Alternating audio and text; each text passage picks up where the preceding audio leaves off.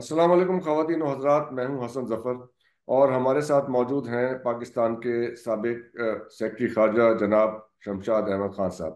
Sir अस्सलाम वालेकुम and welcome to our talk. वालेकुम सलाम। Thank you. एक बहुत ही गंभीर सिचुएशन है। ईरान के तैयारे पाकिस्तान में आए, उनके ड्रोन्स और उनके रॉकेट फायर हुए और पाकिस्तान में बच्चों की और कुछ ख़वातीन की रिपोर्टेडली उनकी जानें गई। इसके बाद पाकिस्तान ने ईरान के सफीर को वापस भिजवा दिया और वहां से अपने सफीर को वापस बुला लिया। ये डाउनग्रेडिंग, अगर मैं सही टर्म यूज कर रहा हूँ, डिप्लोमेटिक रिलेशंस की ये हुई।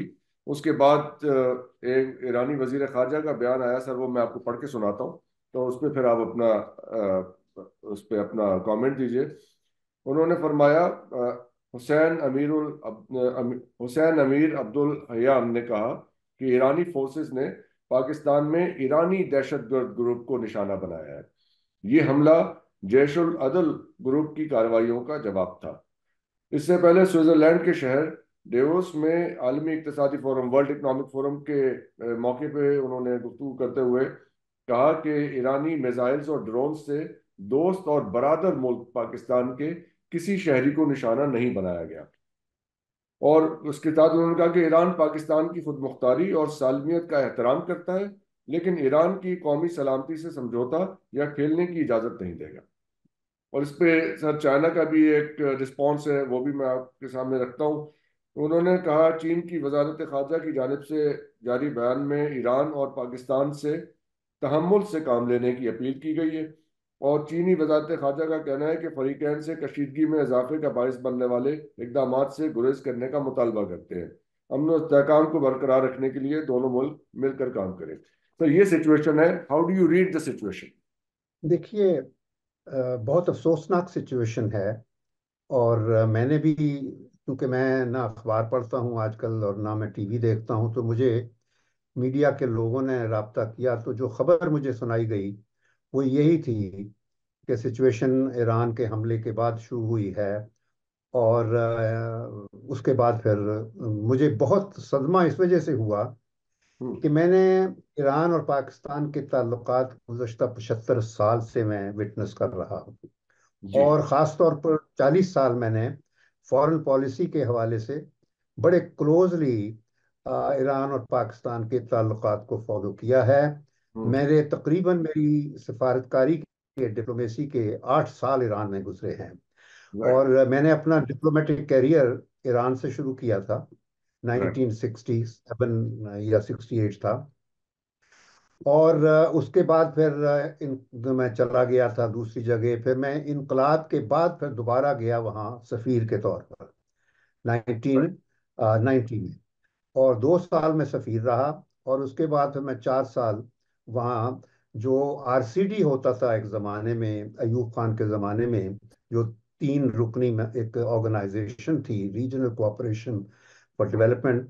तो उसका सेक्रेटरी जनरल मुझे बनाया गया था। और मैंने उस ऑर्गेनाइजेशन को 3 मेंबरों से बढ़ाकर 10 मेंबरी ऑर्गेनाइजेशन बनाया।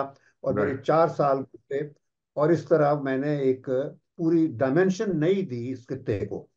लेकिन ये राइट। जो वाकया हुआ है, ये मेरी दानिस्त में इस किस्म का वाकया पहले नहीं हुआ। ईरान और पाकिस्तान के ताल्लुकात में ऊंच नीच आती रही। और वो बड़ी समझ अंडरस्टैंडेबल बात होती थी हमेशा कि दोनों की जियो पॉलिटिकल सिचुएशन ऐसी है जिससे गलत फहमियाँ उठती रहती हैं। बिलखसूस राइट। ईरान के हवाले से ये था कि अरबों की जो हमारे ताल्लुकात थे उसके बारे में उनको कुछ कंसर्न्स रहते थे। और इसी तरह अरब जो थे वो ईरान के बारे में हमसे कुछ तशवीश रखते थे। राइट। लेकिन हमारी खारजा पॉलिसी का एक कांस्टेंट रहा है थ्रू आउट, जो हमने बराबर इस्तेमाल किया है। कभी हमने ये एहसास नहीं होने दिया कि हमने एक पार्टी को सपोर्ट किया हो at the cost of our relationship with the other. Vidya. दोनों के साथ हम ताल्लुकात रखे।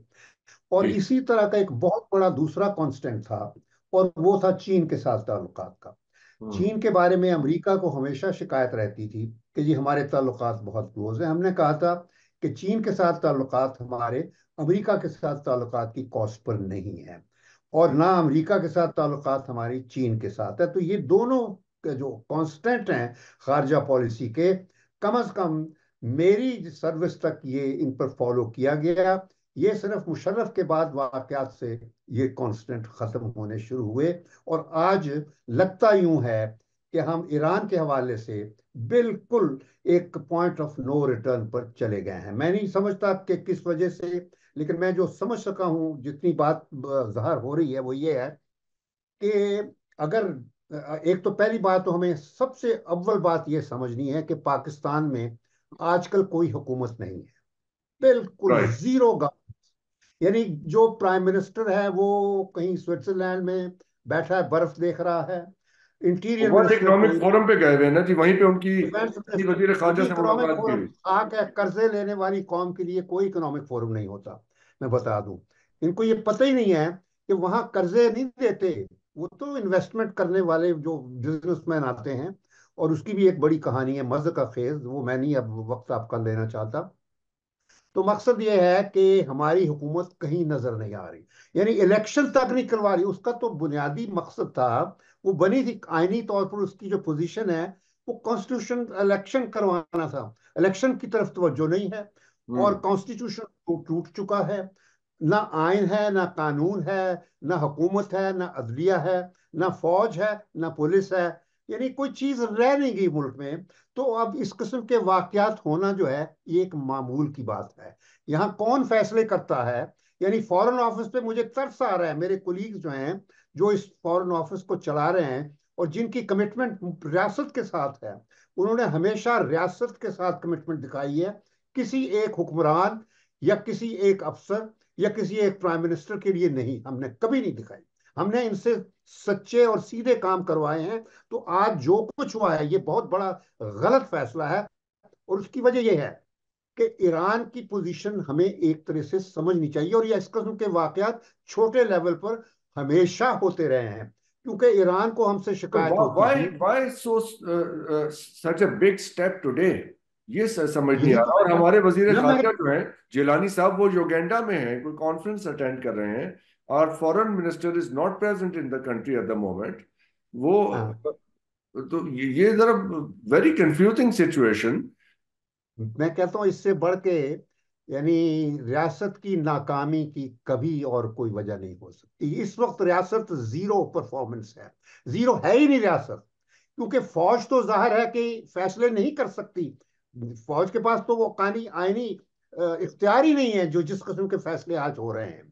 जिस जी। तरह एक बरादर मुल्क के खिलाफ एक तरह से जंग का ऐलान किया गया है ना। हमने सफीर वापस यानी जब इंडिया के साथ 65 में जंग हुई थी, उस वक्त भी सफीर नहीं वापस आए थे। और मुझे 71 में अगर हाँ अगर आप इस बात पर को जरा मुझे बताइए कि 65 में यही ईरान था जिसने, जब इंडिया के खिलाफ पाकिस्तान की जंग हुई थी, तो अपने तैयारे भिजवाए थे पाकिस्तान के लिए, ऐसा ही है? जी, बिल्कुल हमेशा यही हुआ है। ईरान ने हमेशा पाकिस्तान की मदद की है जब भी हमें मुसीबत पड़ी है।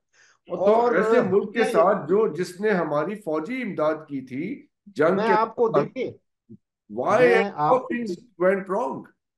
मैं आपको बताना ये चाहता हूं कि जब भी ईरान को मुसीबत पड़ी, हमने ईरान की हर मुमकिन मदद की। हम्म। यानी जिस वक्त ईरान और इराक की जंग हो रही थी, हमने कराची का एक पोर्ट का एक पोर्शन ईरान के लिए रिजर्व कर दिया था। यानी हम डिक्लेयर नहीं करते थे, क्योंकि अरबों के खिलाफ नहीं हम करना चाहते थे, मगर ईरान के साथ हमारी वाबस्तगी एक बाकायदा पत्थर पर लकीर की हैसियत रखती थी। और है, तो वो हमारी हमेशा कल्चरल निभाई है। टाइज बहुत स्ट्रांग है ईरान के साथ, बिल्कुल जी। मोर देन एनी देखें, other nation in the world. किसी अरब मुल्क के साथ हमारे बॉर्डर्स नहीं मिलते। बात सुन लीजिए, बॉर्डर ईरान भी के नहीं साथ मिलते और हमारा कल्चर भी नहीं मिलता। लंबा बॉर्डर है, लॉन्गेस्ट बॉर्डर है ईरान के साथ। जी। और जो फिर सबसे बढ़कर ये भी है कि बलूचिस्तान का इलाका जो दोनों का है, हिस्सा बनता है आधा आधा, जी। तो उसमें दोनों को प्रॉब्लम्स हैं। क्योंकि दोनों के प्रॉब्लम इस तरह के, ईरान के खिलाफ ग्रुप अमेरिका ने बिठाए हुए हैं यहाँ, और हम्म। हमारे खिलाफ जो हैं ग्रुप वहाँ, वो इंडिया ने बिठाए थे।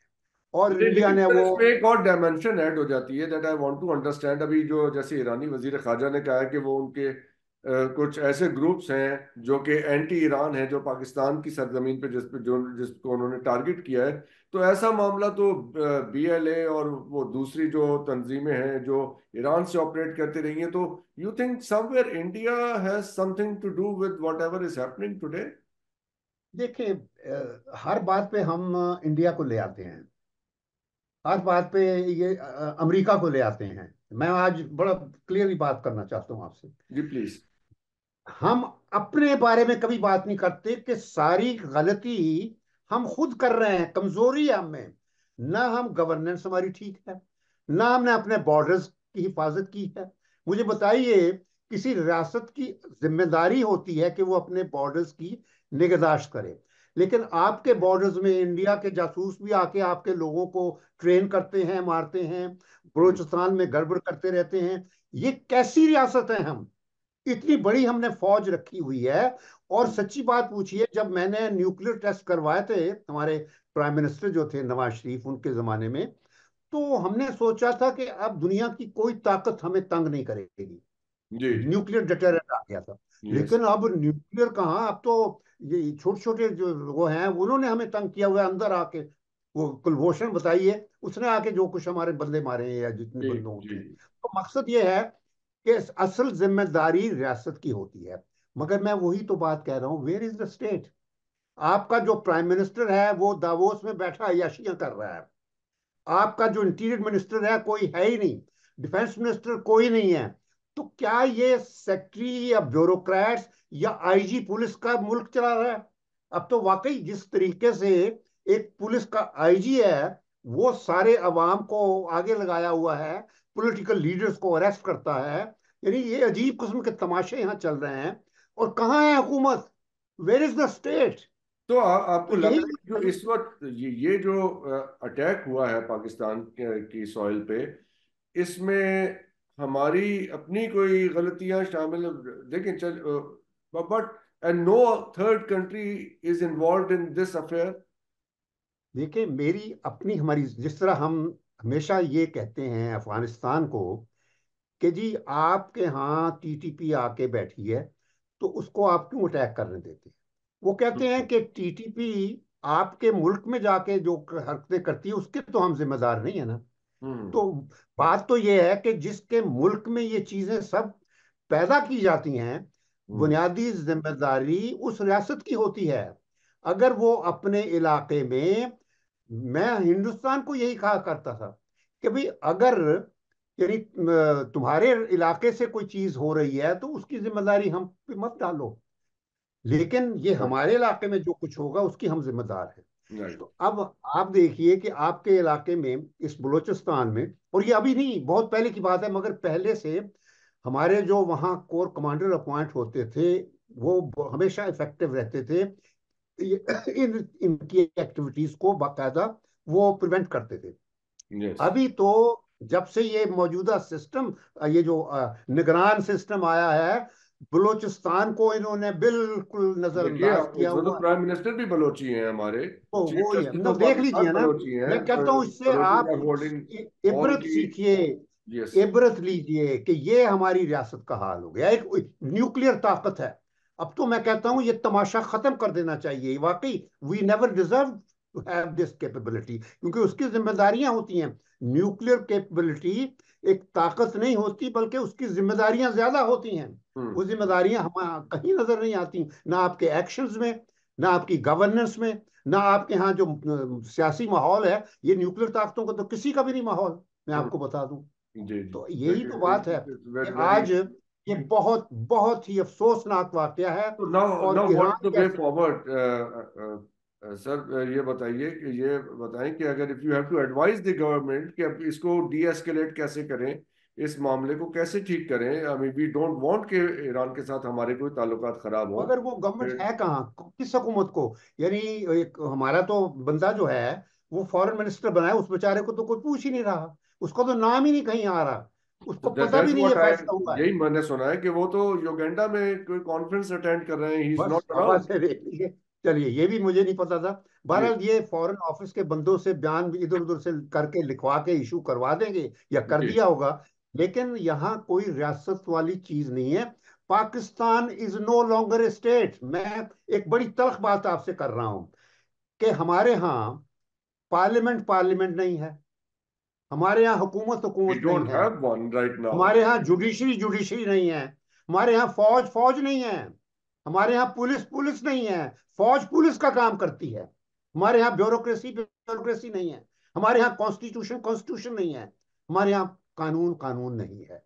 तो कहाँ की रियासत, कहाँ का मुल्क, कहाँ की टेरिटोरियल इंटेग्रिटी? आपके मुल्क से कोई भी आके कारोबार कर दे, ईरान के खिलाफ, इंडिया के खिलाफ, किसी मुल्क के खिलाफ कर दे, ये तो तो जिम्मेदारी तो बहुत ही आपकी है, एक अलार्मिंग जिम्मेदारी तो आपकी सिचुएशन है। है जो आप बता रहे हैं। यू बेयर द रिस्पॉन्सिबिलिटी, ये हमारी फौज की जिम्मेदारी है बुनियादी तौर पर।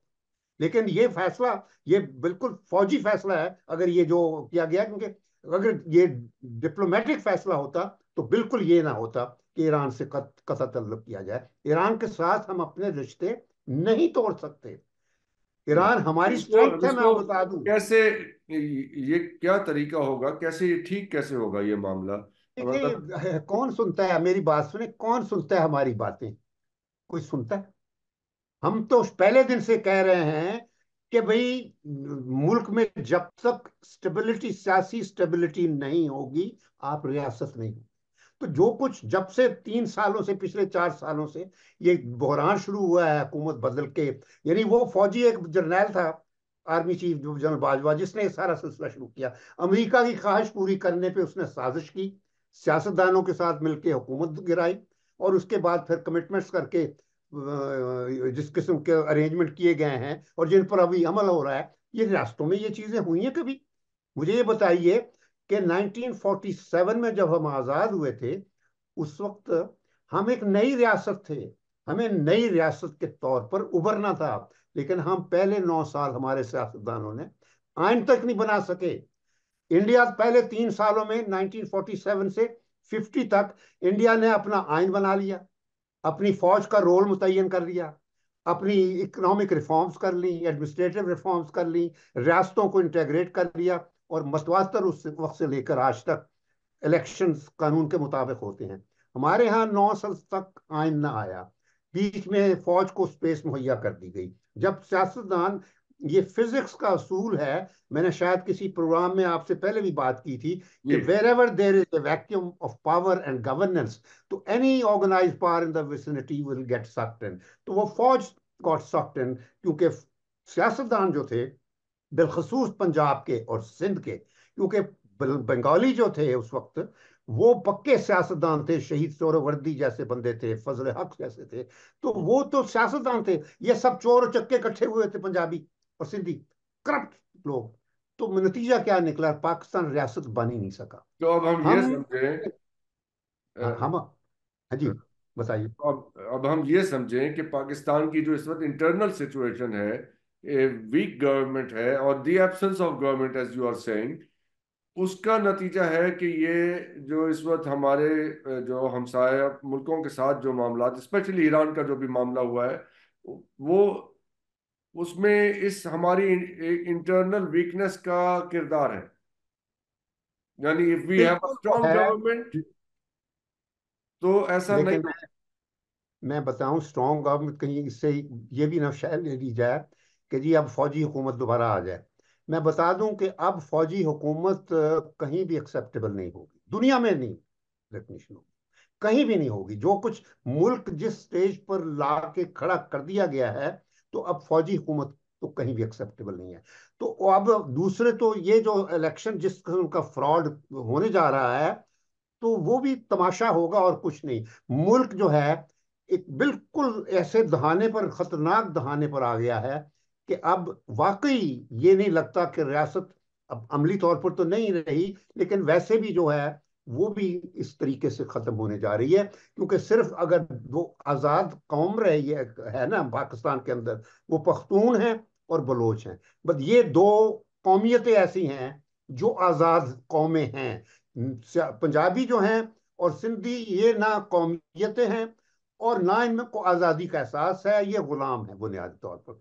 तो ये एक बड़ी वाज़ेह तकसीम होती नजर आ रही है, जो आइंदा दहाइयों में ये शायद हकीकत बन जाए। मुझे बस इससे ज्यादा मैं कुछ नहीं कहना चाहता। आपके वक्त का बहुत बहुत शुक्रिया मैसूद साहब। और ख़वातीन और हज़रात, दुआ करते हैं कि ये मामला किसी अच्छे नतीजे पे ख़त्म हो। आपका सर, आपके टाइम का बहुत बहुत शुक्रिया, and thank you very much for watching us.